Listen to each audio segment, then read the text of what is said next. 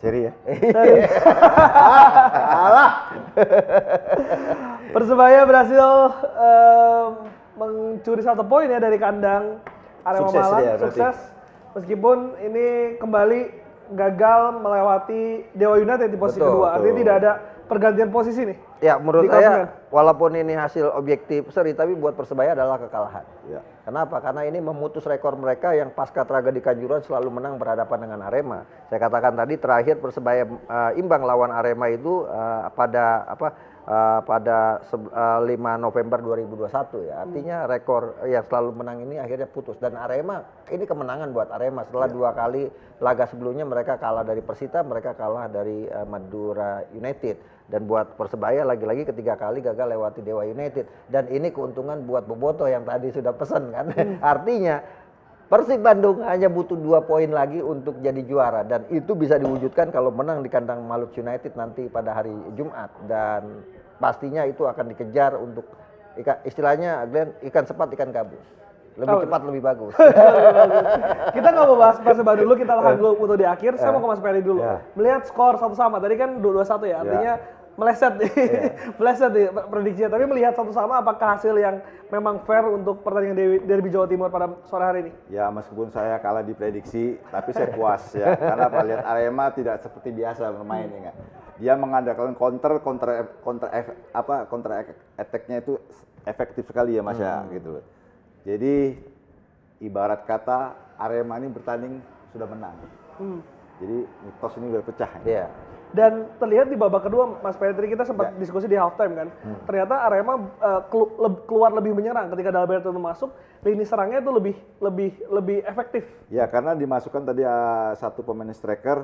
Jadi dia punya 2 striker yang tadinya Persebaya 3 lawan 1, satu pemain Arema lawan 3. Ini tidak efektif. Begitu masuk 2 pemain pengganti, inilah baru efektif. Jadi si Arkan Fikri itu lebih leluasa memilih siapa dia ini. Karena kedua pemain ini juga, yang satu punya kecepatan, yang satu punya screening balnya bagus. Dan dia punya badan gempal besar. Jadi pemain dari Persebaya sendiri pun belakang saya rasa tidak bisa ini berbuat banyak gitu. Yang tadinya dia menjaga 1 orang, sekarang bisa jaga 2 orang. Jadi udah nggak fokus gitu. Taktik dari Gomez?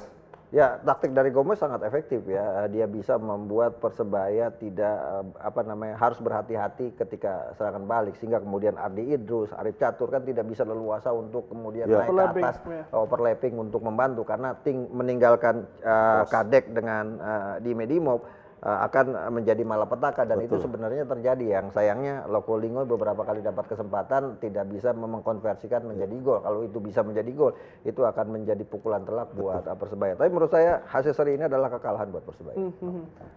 Kekalahan untuk Persebaya. Untuk Tapi Persebaya. apa yang menjadi highlight di pertandingan kali ini, Mas Akmal? Ya, highlightnya adalah yang pertama, untuk musim depan Persebaya kalau ingin kembali menjadi tim yang punya potensi untuk jadi juara harus memperbaiki skuad, karena kedalaman skuadnya sangat tidak begitu berimbang ya. Lini pemain pengganti dengan pemain utama jaraknya terlalu jauh. Kalau kita lihat di pertandingan ini misalnya agak kebingungan Paul Munster mau mengganti pemain kan, sehingga kemudian tidak bisa berspekulasi untuk mengganti, karena pemain-pemain yang ada di lapangan adalah pemain-pemain utama yang kualitasnya lebih di atas pemain cadangan. Dan ini ke depan Pak Azrul Ananda sebagai presiden klub, kalau memang udah tujuannya Persebaya untuk jadi juara, maka harus memperkuat posisi pemain utama dengan pengganti dengan cara yang lebih baik lagi gitu, kalau targetnya menjadi juara. Saya lihat ada beberapa pemain yang ya mungkin tidak di performa terbaiknya di musim ini gitu kan, seperti misalnya Gilson kan tidak banyak bermain, bahkan di pertandingan tidak dimainkan. Itu salah satu yang perlu dievaluasi, termasuk lini belakang kan, Dime Dimov dengan Slavko Damjanovic ternyata tidak begitu cocok sebagai sebagai palang pintu kembar di belakang, beda dengan Gustavo dengan Nick Wipper di Persib. Kemudian posisi Dejan Tumbas memang mainnya agak bisa kemana-mana, agresif, tapi posisi yang jelasnya tidak ada. Nah, ini perlu diperjelas. Termasuk ya Flavio gitu. Kalau kita ngelihat pemain yang cukup konsisten, menurut saya Rivera dengan Muhammad Rashid di kubu dari Persebaya. Bahkan Bruno Moreira harus perlu dievaluasi lagi karena sekarang sudah tidak produktivitasnya semakin menurun. Mas Ferdi melihat dua gol yang tercipta di pertandingan kali ini. Tadi ada kesalahan dari Hernando berbuah gol dari Arema, dan juga tadi ada kesalahan dari lini belakang Arema yang berbuah gol untuk penalti yang bisa dieksekusi oleh Bruno tadi. Ya, ini sebenarnya sama-sama kesalahan juga pemain belakang semua ya. Satu kesalahan seorang kiper kalau sudah keluar dari gawangnya itu adalah kesalahan yang paling fatal. Ya, ya itu harus diakui sebenarnya oleh kiper Hernando. Memang itu benar-benar kesalahan fatal buat dia gitu. Jangan menyalahkan orang lain ya kan. Itu terjadi gol. Dan gol yang terjadinya penalti, seharusnya tuh gol yang terjadi penalti itu seharusnya bola juga bisa dia tidak harus kaki harus diangkat begitu gitu loh. Dia bisa mengamankan dia dengan badan dia bisa. Tapi begitu lihat mungkin karena udah capek, udah lelah mungkin kaki yang main gitu. Jadi kaki agak naik ke atas. Pas wasit juga di depan dia gitu ya, udah terpaksa udah pasti wasit hukuman penalti.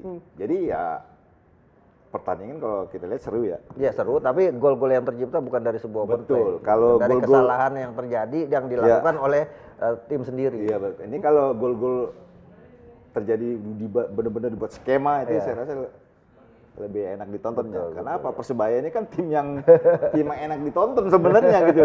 Makanya saya bilang kok bisa jadi kayak begini, apa Arema bermain bertahan mengandalkan counter attack gitu. Jadi di sini kalau saya lihat Persebaya sini mungkin sempat prestasi juga ya gitu ya. untuk buat gol susah banget ini untuk menjebol dari pertahanan mereka itu ya. Mas Akmal, tapi secara analisa, secara taktik siapa yang lebih efektif, Mas? Ya kalau saya lihat lebih efektif justru Jose Gomez ya. Karena mungkin para pemain mereka juga tampil tanpa beban. Dengan rekor pertemuan sejauh ini ya mereka melihat wah Persebaya sangat superior sekali ya pasca tragedi Kanjuruhan melawan Arema. Jadi Arema tuh tidak melihat pertandingan ini sebagai sebuah beban mereka harus menang. Karena sejarahnya mereka kalah beruntun dalam 5 pertandingan terakhir kan. Nah itu yang membuat mereka main lebih tenang. Dan gaya bermain dengan melihat bahwa ada celah dari Persebaya adalah ketika mereka melakukan serangan maka semua pemain belakang akan melakukan high defense dan ini dimanfaatkan. Saya pikir strategi Jose Gomez lebih efektif dibanding dari Paul Munster ya. Tapi sayangnya sudah jalan strateginya, konversi golnya yang efektivitas permainannya yang tidak begitu bagus ya dari kalau saya lihat Lokongilingo setidaknya punya 4 peluang, tapi tidak satu pun yang berbuah gol gitu kan. Dan ini menjadi PR tentunya buat Arema juga. Apakah mereka harus menjadi tim mediocre terus gitu? Udah waktunya Arema terakhir juara 2010, artinya sekarang sudah 15 tahun. Persebaya 2004 artinya sudah 21 tahun gitu kan. Ini waktunya tim-tim tradisional untuk kembali berpikir bahwa sudah waktunya mereka juara kembali. Setidaknya untuk membanggakan supporter mereka semua. Di luar 2 gol tadi Mas Ferry kita lihat kan disajikan oleh tadi ada 4 peluang Lokongilingo lalu juga ada beberapa peluang dari Persebaya yang tidak bisa dimaksimalkan. Di lini depan sendiri sebagai seorang striker melihat performa dari Flavio dan juga Lokongilingo dan juga tadi Dalberto. Ya kalau saya lihat kedua striker ini kalau saya sudah cukup bagus gitu ya. Cuma penyelesaian akhirnya kurang bagus. Saya rasa itu dibutuhkan ketenangan. Ya, selain itu juga seperti striker dari Arema sendiri gempal, screeningnya kuat dan juga punya kecepatan.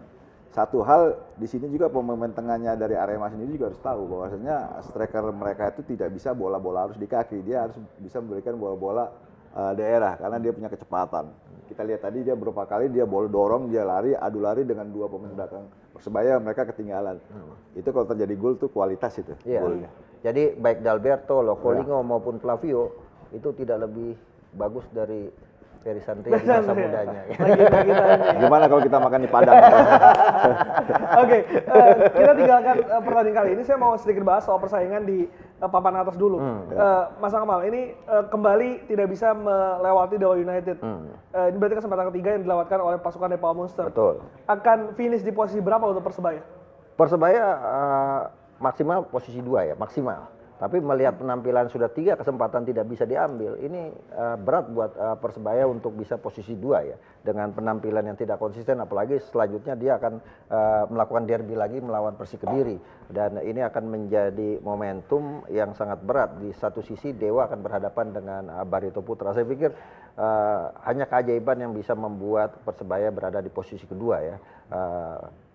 keajaiban maksud saya adalah ketika Dewa United kehilangan motivasi mereka untuk karena sudah tidak berpeluang lagi jadi juara, kehilangan motivasi sehingga penampilan menurun, itu mungkin salah satu yang bisa membuat Persebaya bisa jadi nomor 2. Tapi dengan kalau Dewa United masih konsisten, penampilannya sulit buat Persebaya karena sudah 3 kali kesempatan, 3 kali gagal. Dengan inkonsistensi yang sekarang ditunjukkan oleh Persebaya dan juga kemarin Dewa setelah kemarin kalah, sementara Persib ini tren lagi bagus, memang sudah tinggal tunggu waktu Persib Bandung akan mengunci gelar juara. Ya bercandanya gini, tidur aja Persib udah juara gitu kan. Karena cuma butuh 2 poin lagi kan, dan 2 poin itu dia bisa segera lakukan ketika melawan Maluku United. Karena sekarang penentuannya ada di Persib. Persib mau juara segera bisa kalahkan Maluku United, atau dia mau tunda pestanya dia ambil ketika menjamu Barito Putra nantinya. Saya pikir buat Persib saat ini di tengah misalnya sudah gonjang-gonjing Sior Alpes akan keluar, lebih cepat memastikan juara lebih bagus, sehingga nanti 3 partai terakhir mereka tinggal melakukan rotasi sekaligus momen buat Bojan Hodak untuk melihat pemain mana yang akan dia pertahankan musim depan, pemain mana yang akan dia ganti musim depan. Karena musim depan orientasinya Persib itu harus sudah berubah, bukan cuma sekedar mempertahankan gelar juara, tapi mindsetnya udah mindset harus menaklukkan Asia, karena itu menjadi tanggung jawab ke depan. Yang saya dengarkan Persib mau lakukan regenerasi dalam bentuk prestasi. Dan saya pikir posisi 4 besar kemungkinan akan tempatnya nomor 1 adalah Persib, nomor 2 Dewa United, nomor 3 Persebaya, nomor 4 Maluku United. Oh, bukan Persija Jakarta? Saya pikir Persija dengan kalah dari Semen Padang 0-2 itu merupakan pukulan telak, karena itu kekalahan kedua di kandang setelah sebelumnya juga kalah 1-3 dari Arema di kandang sendiri di tengah krisis yang sedang mereka alami saat ini. Amat sulit berharap Persebaya bisa di posisi keempat. Mas Ferry, melihat persaingan di papan atas Liga 1? Kalau lihat persaingan di Liga 1 di papan atas, sebenarnya kalau tadi Persebaya menang, ini kayaknya seru tadi gitu. Bisa menahan pesta Persib kali. Pesta Persib bener ya gitu.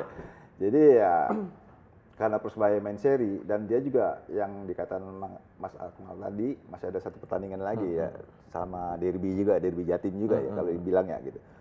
Ini kalau bicara, saya langsung aja mungkin ya, kalau bicara juara di persaingan ini ya Persib harus juara gitu loh. Tinggal nunggu waktu. Ya itu Mas Ahmad bilang tadi, mau pilih yang di Malut atau pilih di iya kan? Tapi persaingan yang paling berat sekarang sisa 4 pertandingan sudah bukan lagi di zona juara, Iya. Udah didegradasi. Nah, sebelum gini, Mas Glenn, yang bagus karena juaranya udah pasti Persib. Yang bagusnya kalau mau meriah lagi, Persib itu juaranya harus di kandang sendiri. Karena kalau di Maluku jauh gitu loh. Nah, itu pertanyaan saya selanjutnya sebelum kita bahas degradasi ya, Mas Kamal. Ini akan melawan Malut. Di mana Malut kemarin kan ketika melawan Solo poin-poin penuh, lalu juga mengalahkan Dewa. Ini satu tim yang trennya cukup positif nih, 8 pertandingan nggak pernah kalah kalau nggak salah. 12 pertandingan beruntun tidak pernah kalah pasca mereka menjadi tim pertama yang mengalahkan Persebaya di Stadion Gelora Bung Tomo. Setelah itu mereka tidak terkalahkan, 8 kali menang, 4 kali imbang. Semua termasuk mengalahkan Dewa United. Jadi sebenarnya Maluku United tim pembunuh raksasa.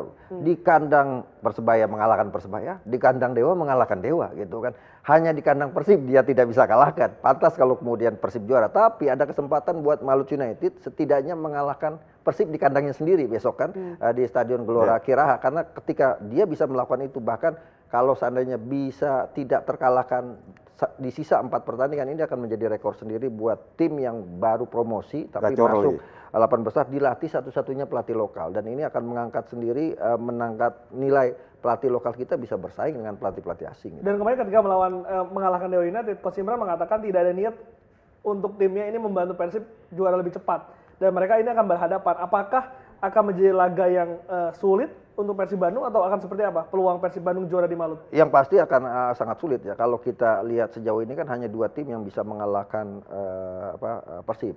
Yang pertama adalah Dewa United di kandang Persib, yang kedua adalah Persebaya di kandang Persebaya. Artinya bukan mustahil Maluku United dengan motivasinya yang ada saat ini, ya kan, apalagi rumornya kan 2 pemain Persib akan diambil oleh Maluku United ya, Tyron dan juga Sior Alpes. Bisa jadi itu akan menjadi momentum buat Maluku United untuk menunjukkan bahwa mereka tidak kalah dari Persib. Jadi wajar kalau Tyron Sior kesini, karena musim depan kita akan punya ambisi untuk jadi juara. Itu mungkin yang akan jadi motivasi. Yang kedua, kita lihat bahwa supporternya Laskar Toma ini, Maluku United sangat luar biasa. Buat mereka setelah pasca Persita Ternate terdegradasi tahun 2007, Maluku United adalah salah satu ikon sepak bola Maluku Utara yang sekarang sangat luar biasa menjadi perhatian seluruh publik Maluku Utara. Dan saya pikir tim debutan yang bisa masuk 4 besar sejauh ini ya Maluku United adalah salah satu tim yang sangat sangat konsisten dan sangat luar biasa.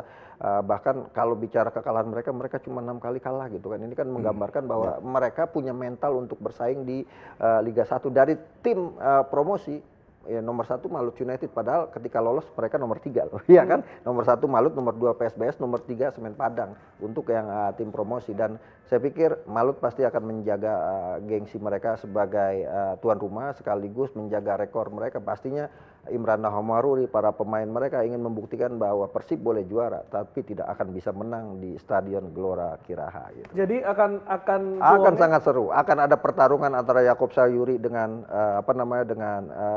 Beckham Putra. Kemudian ada juga pertarungan di lini depan antara Tyron Del Pino atau David Da Silva dengan Chino Martinez yang sangat luar biasa penampilannya. Mas Peri, melihat kita masuk ke zona degradasi sebelum menutup. Ini berarti masih ada 7 tim yang masih deg-degser nih. Iya. Siapa yang akan bermain di Liga 2 musim depan? Biasanya Mas untuk tim-tim seperti ini, apakah 5 pertandingan ini akan menjadi pressure atau motivasi untuk mereka? Saya rasa satu mungkin buat motivasi buat mereka ya, karena mereka juga tidak mau terdegradasi ya, untuk masuk main ke Liga 2 kan gitu. Sudah capek-capek main Liga 1 turun lagi ke Liga 2. Jadi saya rasa mereka harus konsisten dalam setiap pertandingan, biar bagaimana dia harus bisa memenangkan pertandingan, biar supaya keluar dari zona yang tidak mereka inginkan kan gitu. Itu paling, kalau kita turun udah zona yang sudah tidak kita inginkan, itu waduh sakit hati rasanya. Maksudnya capek, lelah, semuanya itu nggak ada gunanya gitu. Ya betul ya, kan gitu. Seperti orang kerja aja kan. Gitu. Kita udah kuliahnya kerja atau jadi kuli, ya kuli maksudnya kuli sapu kan gitu. Ya mudah-mudahan aja seperti Sleman ya, itu udah pasti kan. Gitu. Yang lain-lainnya mungkin yang diambang-ambang degradasi ya harus bekerja keras lagi gitu. Tapi apa yang bisa menjadi kunci untuk pemain misalkan di situasi seperti ini gitu? Ya mereka harus bersatu lagi, harus kompak, harus semangat gitu. Nggak ada, mereka tuh harusnya kita udah ini, nggak ada kata menyerah gitu. Sebelum kompetisi ini selesai dia harus jalani. Saya rasa itu tekad seorang atlet harus benar-benar kita hadapin dalam situasi apapun gitu. Biar bagaimanapun apapun hasilnya kita hadapin. Gitu. Mas Kamal, ini berarti 7 tim ini kan masih ya? Betul, masih berpeluang semua untuk turun ke Liga 2? Betul, tapi yang menarik adalah 3 terbawah saat ini, mereka punya problem sejak awal musim. Misal PSS Sleman dikurangi minus 3 poin, satu kelemahan mereka. Yang kedua, mereka tidak main di Maguharjo, markas mereka kan. Ini menjadi problem sendiri. Semen Padang juga kan tidak main, baru main di putaran kedua kan, main di Stadion Agus Salim. Sebelumnya mereka nomaden karena Stadion Haji Agus Salim sedang direnovasi. Masuk PSIS ini ada problem, selain problem finansial adalah problem disharmoni antara manajemen dengan supporter mereka. Bahkan kemarin di saat laga sangat menentukan melawan Borneo FC tanpa dihadiri penonton karena memang ada konflik antara manajemen dengan supporter mereka. Akhirnya ya dibantai 2-5 oleh Borneo FC. Saya pikir 2 tim yang kemungkinan sudah pasti menjadi tim yang degradasi kemungkinan ya, Sleman. Karena akan ditentukan di pekan ke-31 ini kan. Kemudian PSIS itu agak berat. Semen Padang mendapat angin segar atau napas buatan napas tambahan lah ketika menang lawan Persebaya. Karena posisinya hanya berbeda dengan 1 poin dengan Barito Putra yang berada di posisi di posisi ke-15 ya. Dan hanya berbeda 4 poin dengan Persis Solo plus juga hanya berbeda 3 poin dengan Madura United. Artinya Semen Padang nasibnya akan ditentukan saat menjamu Madura United di pekan ke-31 nanti, dan itu akan menjadi momentum apakah Semen Padang bisa comeback walaupun udah stimulan oleh pembinanya Pak Andre Rosiade setiap pertandingan kalau menang 300 juta gitu. Kemarin udah cair berarti. Kemarin udah cair. Nah, cair lagi 4 pertandingan ya 1,2 miliar lah. Tapi kalau cocok logi nih yang lagi rame kan, cocok logi kan yang promosi kan PSIM, kemudian Bayangkara Persijap. Cocok logi yang lagi rame yang kemudian diisukan kemarin kan. Jadi kalau yang degradasi PSIM kemungkinan menggantikan Sleman yang sama-sama daerah Yogyakarta dan sekitarnya. Kemudian PSIS digantikan posisinya oleh Persijap dari Jawa Tengah. Tinggal Semen Padang nih, apakah Semen Padang Bayangkara pindah ke Sumatera, kemungkinan Semen Padang dari Sumatera. Ini kalau ini cocok loginya yang pas dengan. Tapi bisa jadi bukan mustahil, bahkan bikin kejutan. Semen Padang bisa selamat dengan kemarin bisa menang lawan Persija. Kemungkinan yang agak berat adalah Madura atau Madura dengan Barito ya. Jadi tiga tim yang akan degradasi menurut Mas Akmal? Ya kalau menurut saya yang jeleknya dari problem dari Semen Padang adalah mereka buruk di kandang. Hanya 3 kali menang main di kandang. Nah itu menjadi problem. Bahkan mereka pernah kalah 8-1 di kandang lawan Dewa United. Nah apakah bisa menang nanti lawan Madura United di kandang itu kuncinya. Kalau dia bisa menang ada potensi Semen Padang selamat. Tapi kalau kemudian tidak bisa menang ya kemungkinan yang degradasi ya Semen Padang, kemudian PSIS dan PSS Sleman. Setuju? Setuju. Ketok Palu. Oke. Setuju ketok Palu. Ya, apalagi mau diharapkan ya kan? Apalagi mau diharapkan.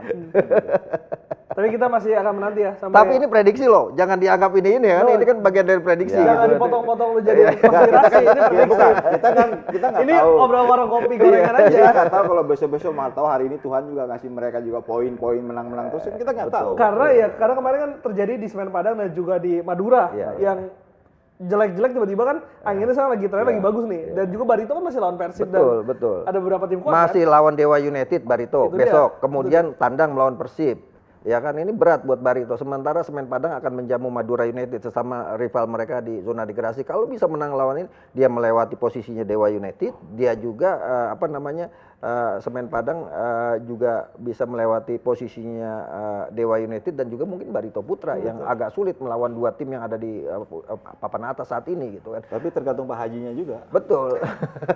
Tapi menarik ya. Ini menarik cocok logi. Barito itu 2 musim terakhir selalu selamat ketika melawan Persib.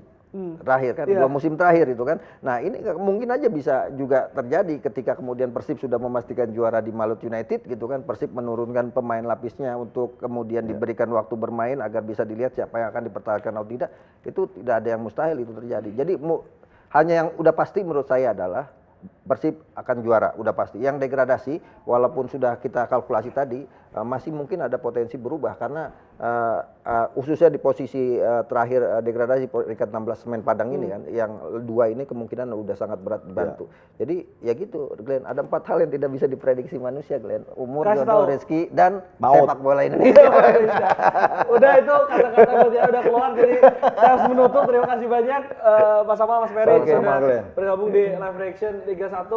Terima kasih juga buat Bonek dan juga Aremania yang sudah menemani kita sejak tadi jam 3 hasil skor sama. Tentu tadi Mas Amal mengatakan bahwa Persib Bandung sudah hampir pasti juara.